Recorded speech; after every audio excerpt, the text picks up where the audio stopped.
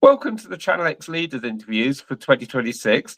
Delighted today to be joined by Callum, Chief Commercial Officer at Voila. So welcome, Callum. How are you?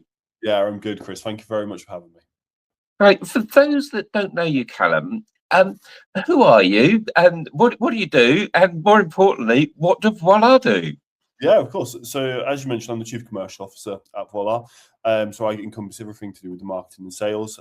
Prior to working in this world of e-commerce and logistics, I had my own companies in the hospitality space and e-com space. So I felt it all from a business owner perspective and all the pains of having to deliver my own parcels. And then I've gone into the world of technologies, I guess, to help other brands with making it easier for them. Because I think when I did it, I realized it was painful and I didn't have the knowledge. And so my core goal really is to help educate more and more brands and business owners and anyone working in this space of actually how technology can be an enabler to make their shipping and their delivery and fulfillment processes easier.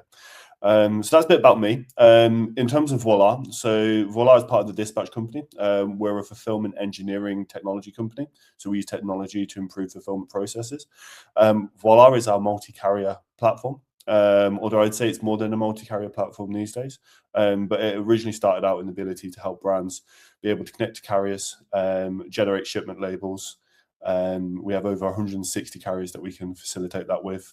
It now offers tracking functionality, so you can understand how your carriers are performing, where those deliveries are at in the delivery cycle, post-purchase, so things such as email notifications, returns, tracking pages, customer Wismo queries, and all of that side of things. And then we're baking a lot of the AI into it at the moment, so we can actually take the data that we have across all of our customers, and we have such a broad range of shipments that we process, and actually using that to help brands understand using AI their delivery performance and look at how they can optimize that. Yeah, and I find this area massively interesting because I mean, you and I have been around e-commerce for years, decades, but most online retailers are still juggling more than one courier. And I'm kind of thinking it should be easy these days, but what are the biggest operational headaches that come with it? Because I know, although I say it should be easy, it still isn't. Yeah, do you know, it's interesting, Chris. I'm doing a presentation this week, and I know all the e-com brands that are going to be in the room. So I did a bit of profiling to look at actually how many brands had a multi-carrier strategy, how many were offering different services, how many were using like out-of-home options and Pudo, and we see a lot around that at the moment. I'm sure you've seen a shift on that. And I was really surprised at how many brands still don't offer that in checkout. I know, it's kind of, everyone talks about being multi-carrier, but the reality is they probably have a favorite carrier plus maybe Royal Mail for small stuff, and then they stop. Yeah, I think that's it. And I think there are a couple of core challenges with it. I think one of them is the worry about using a different carrier and being able to model that. So being able to understand how that carrier perform. Everyone uses Royal Mail to begin with, predominantly because it's what you know, and then you start shifting to different carriers as you grow that. But moving away from Royal Mail can be quite a scary process, I think, for some brands because it's going into the unknown. I think the other thing is having the technology layer to be able to select those carriers. So, I mean, when I started as an e-com brand, and when you see we work with a lot of e-com brands, because we do work with people that are in their garage through to some of the big multinational players, you tend to find that most brands start with click and drop, and then they're using that to function that, and that doesn't give them the ability to have multi-carrier as a strategy. Yeah. And then as they grow over time, they potentially may look at adapting and using those couriers, but actually trying to work within different courier portals to generate your labels from a fulfillment cycle is really, really painful. There's a lot of obstacles in the way to generate those labels. And then because of it being difficult to facilitate that, I think people just stick with one and then potentially utilize those services. But you're right, like I think the services that are opening up in the e-commerce space at the moment are significant, right? Like you've got you've got carriers that are eco-friendly, you've got your InPost and your Everys that are pushing lockers right now and being able to facilitate that. You've got your quick and cheerful, right? So you want to be able to do it, you want to be able to do it fast, and you want to be able to do it cheap. You've got a lot of brands that we still see that offer free delivery because they want to add that into the checkout option. But as part of that, you've got to consume that as a cost. So, and some brands and some customers care about it being fast and quick, and some people and some customers, I guess, care about it being free, and some customers are happy to pay more for a better delivery experience because they are buying a laptop that's £1,200 and they want to know that they're going to get it tomorrow with no problems or no questions asked. So, I think there's such a wide array of carrier options, and I think that the customer's profile, they want to have more options to choose from. But I think technology is the biggest blocker for being able to do that, because brands aren't aware that they can add more carrier services easier into their tech stack, not have those fulfillment like bottlenecks, and therefore find it easier to get to the market. I guess that's where Voila comes in, the cutting some of that. But I think there's another area as well, which is kind of the post-purchase. It's kind of an area that gets less attention than checkout sometimes, or the pick pack stage. Because as a retailer, I'm just thinking about how do I get the goods shipped? What do I need on my checkout to get them purchased? Then how do I get them out the warehouse? And kind of don't think so much about what happens after that. But how's AI starting to change what's possible there? And even without AI, what's a better post-purchase experience look like for not just retailers, but their customers as well? Yeah, it's interesting, isn't it? I think as a brand, you put so much effort into converting all the way through to checkout, right? Like, you make sure that your website is optimized to convert, but people tend to forget that. And I read a statistic the other week, and it was saying that 70% of people that have a bad delivery experience won't purchase from that brand again. And when the acquisition is becoming so high for brands, and it is only going up because it's becoming more competitive, like making sure that you can get that repeat customer is almost integral. Like, the amount of brands that I know that look at that repeat business metric. But if you've not got the delivery experience there, then you are potentially not going to convert that customer onto the next buy and the next buy. So it's, how do you improve that delivery experience, and what are customers' expectations of what that delivery experience now should be? I think with the rise of Amazon and how quickly Amazon deliver, but also the notifications put in place, I think expectations for delivery has changed over time. I was talking to a business owner. It was last year now, and they were saying they ordered from Tiffany, and it was their daughter's birthday the next day. They'd ordered from Tiffany to get something delivered to their door, and they were saying the delivery experience and that online experience was so different to the concierge experience that they have when they're in store. And they just didn't match. He'd ordered from Tiffany, he'd had it sent, he got a delivery notification from the carrier to say it would be delivered that day. And then he was left in turmoil, not knowing what was going to happen. And I think it got to 6 o'clock, he still didn't have this parcel. And then he was like, oh no, I'm going to have to tell my daughter I've not got this parcel for her birthday.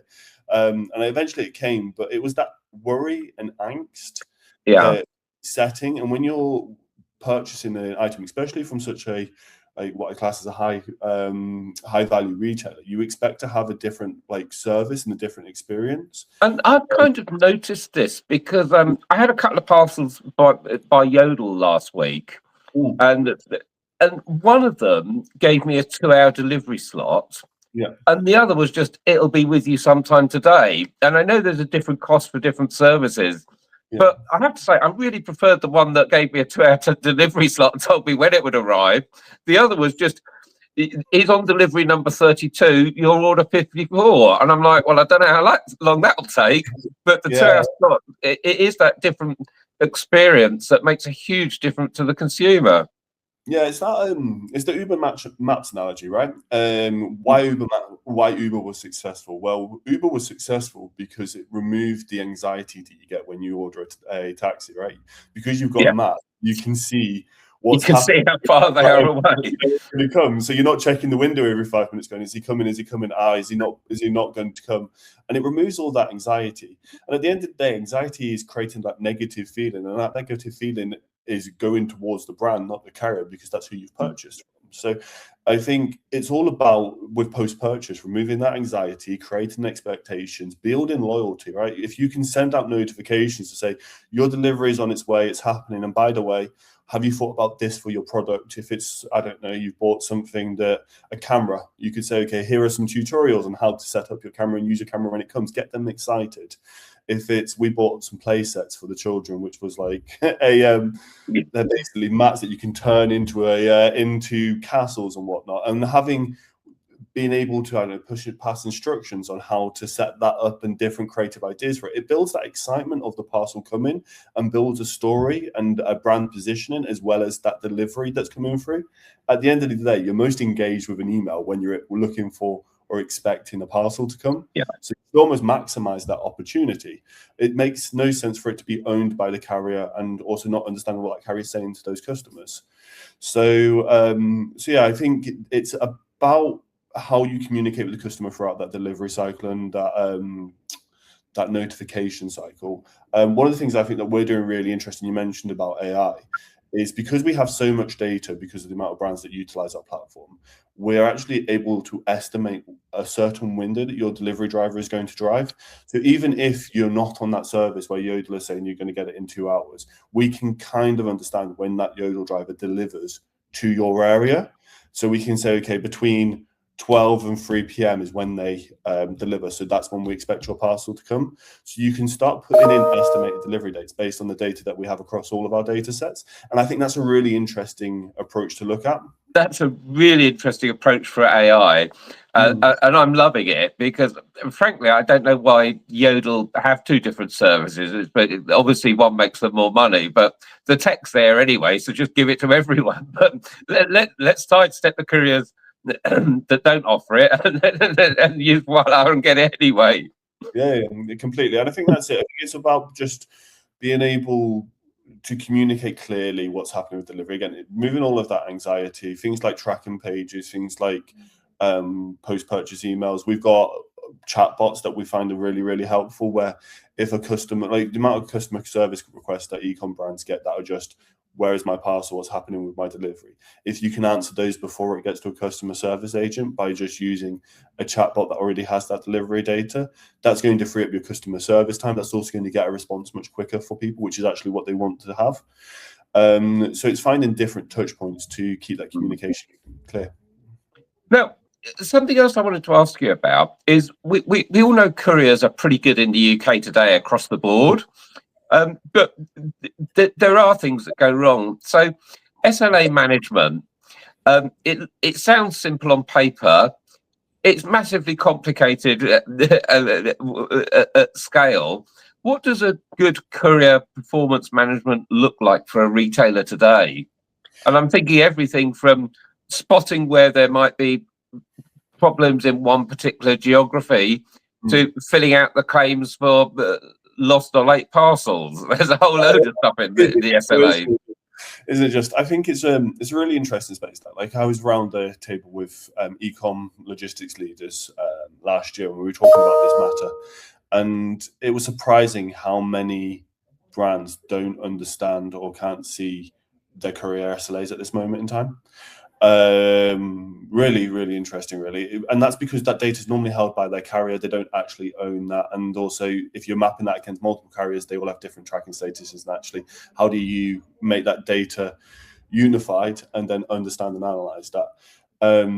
So a lot of brands stay clear from it. And I think the courier SLAs and actually understanding that, one, it holds a courier to account. 2, when you go into your courier negotiations, you can look at that and kind of go, well, actually, you're not hitting certain levels, so it gives you more buying power or buying weight in that those conversations. But 3, it's just actually understanding how they perform in certain areas. We all know that different couriers perform better in different areas, but actually being able to model that data, being able to look and analyze that and be able to adjust against it's actually really hard when you're trying to pull it out of a spreadsheet. So I think it's a topic and a thing I'm really passionate about, but it's also a thing that I think most brands haven't really got right now because they don't have the ability to either collect that data or analyze that data correctly. But with AI, I think a lot of things are changing. One of the things that we're inputting into our system at the moment is the ability for merchants to virtually switch against a courier. So what they can do is they can simulate how alternative couriers would perform in those regions. So before even switching, say somebody from DPD knocks on your door and wants to sell you DPD rates, you can model actually how those DPD would perform, whether they would give you a quicker delivery service and also a cheaper delivery service, or just a better service offering. And you can model that before making that decision, before going any further in terms of building those integrations in place. But you can also look at it, and you can make. We've also got the ability to make quick switches. So if you have a multi-carrier strategy and you can see someone is not performing well in that area, you can quickly adjust into a different carrier that is performing well in that area to make sure that your standards and your service levels are still high. Yeah, and I think that's just amazing, because in past years it was all kind of finger in the air which way is the wind blowing for carrier performance, but being able to model it before you even sign up with a carrier and trial it is just amazing. Yeah, but I think just to add to that, Chris, sorry to interrupt. I think one of the other things that we see with brands a lot is being able to actually analyze what the couriers are charging them versus what they are paying. I think, like, especially with like the fuel charges right now, they must be ridiculous, right? With everything that's going on in the world, and being able to actually model that against what your limit and your rates are, I think is really quite difficult. Again, working in spreadsheets is always harder to actually analyze your data. So some of the things we've built in there are being able to reconcile that data, so you can upload your invoices from your carriers versus your expected rates. And you can model that to look for the differences and make that very, very easy. We've seen brands save surplus of 5K a month just in terms of being overcharged in certain areas. Again, it's a process that brands do, but it's very, very manual. And it's about how you can use technology, systems, and AI to automate a lot of that. That leads nicely onto my next question, which is, with so many couriers to choose from, how should retailers be thinking about building and managing their carrier mix, and is there a right approach to it? And I think with what you've just said about things like hidden fuel surcharges that aren't in the basic rate, but we all know when the invoice comes they'll be there. And I think it's not just that, but also some carriers, your Royal Mail parcel label was a bit blank and we've had to relabel, here's a charge, or almost anything they'll find a charge for nowadays. So how should we think about building our carrier mix and managing and monitoring it? Yeah, so I think building the carrier mix is a lot to do with understanding what services you want to offer, right? Like, I mean, at the start of the conversation, I was saying I was surprised at how many brands don't use out-of-home or lockers. And I think it's understanding whether you want to add that in and why you might want to add that in. And also, do you want to offer next day? Do you want to offer free delivery? Because all of these things start making it, you need to make a decision in terms of what carriers you want to support that. Do you want to offer late cutoffs? I think the amount of brands that we're talking to at the moment that need to extend their cutoff times because they want to open up that buyer window for longer. But then there are only certain couriers that facilitate later cutoffs. And how do you manage that? How do you ensure that you can put that service into checkout and that can be filtered back down into your fulfillment arm? So it's understanding what services and what you want to offer from an e-com strategy and the delivery strategy is the first thing I'd be looking at, and then looking at the carriers that you can match that. And then I'd be looking at understanding the data of how those carriers are performing.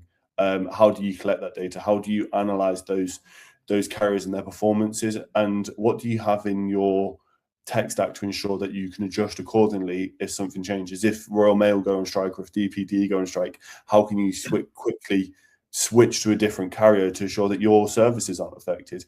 Because at the end of the day, if somebody buys an item from you, they don't care that DPD are on strike. They still want that item. So get it to them. It's how can you do that in your tech stack? How are you resilient? And I think that's probably what a good word of using it, right? How can you ensure that your tech stack is resilient enough to ensure that you can switch quickly if there are any hiccups or if there are any challenges that you might have in your delivery cycle? And I guess this is a good point to just interject and ask you about Voila. We've talked about an awful lot, from multi-carrier, post-purchase, SLAs and courier management.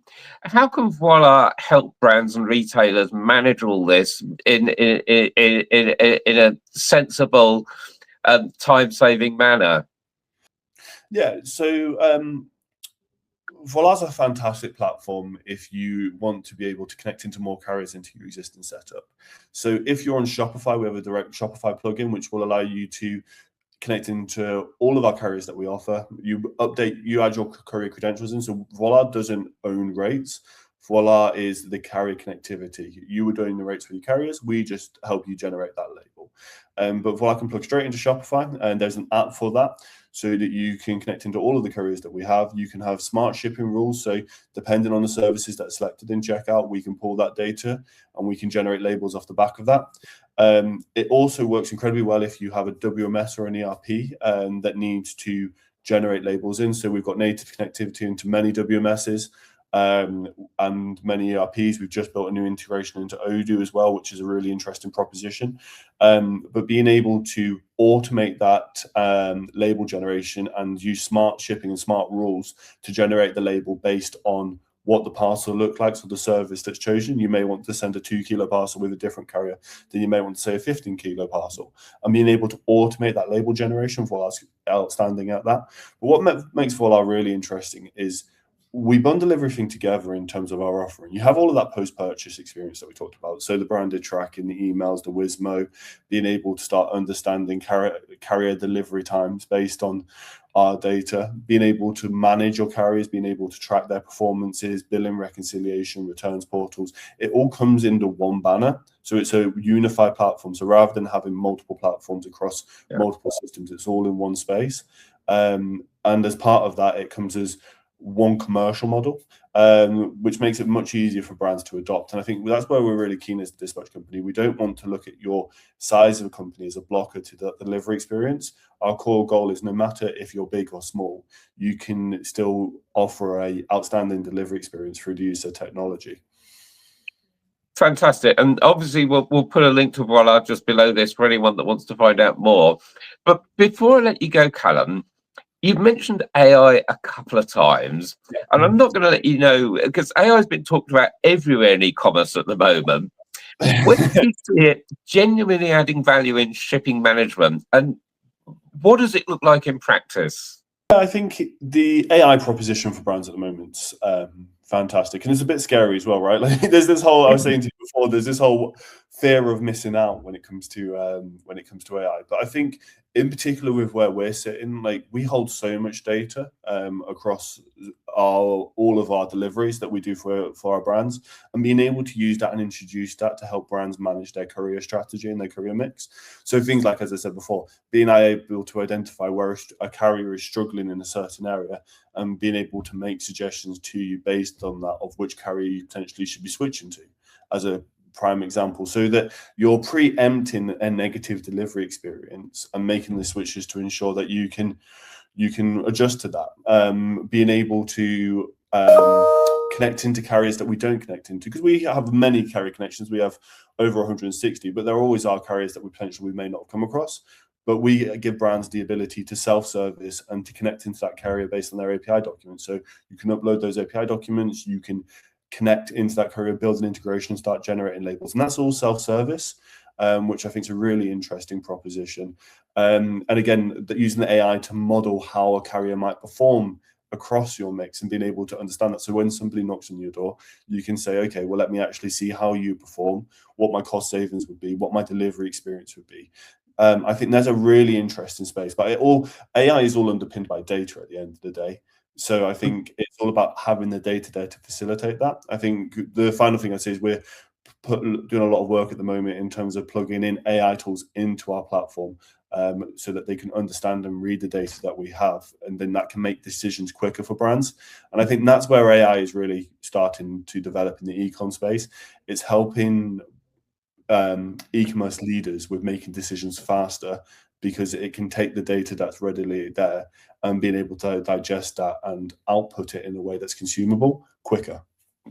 And that's really fascinating to think AI could do so much nowadays, but at the end of the day, it relies on Voila having to produce millions and millions of courier labels and track millions and millions of delivery. AI could just make sense of it, but it's the data that really matters. Yeah, completely. And I think it's the resilience as well, right? Like AI is great and can do lots of things, but at the same time, you still need that resilience in place when you're generating labels. Like, again, the core output of this is when somebody makes places an order, they want that delivery, and they want to have that delivery when they expect it, with the experience behind that that ensures that they know what's happening with that delivery timely. And I think AI can do a lot of things in terms of understanding that context and understanding the output that you get from the data. But I wouldn't trust AI to help me generate those labels, right? Like, because you still need the resilience, you still need to trust that when you generate that label comes out. Well, Callum, we've covered so much today. I want to thank you so much for your time. It's been absolutely fascinating, and looking forward to catching up again in the future. Yeah, no, thank you very much for having me, Chris. And I guess look out for our Voila vans in and around London when you're around. I will do. Take care. Thank you. Bye-bye.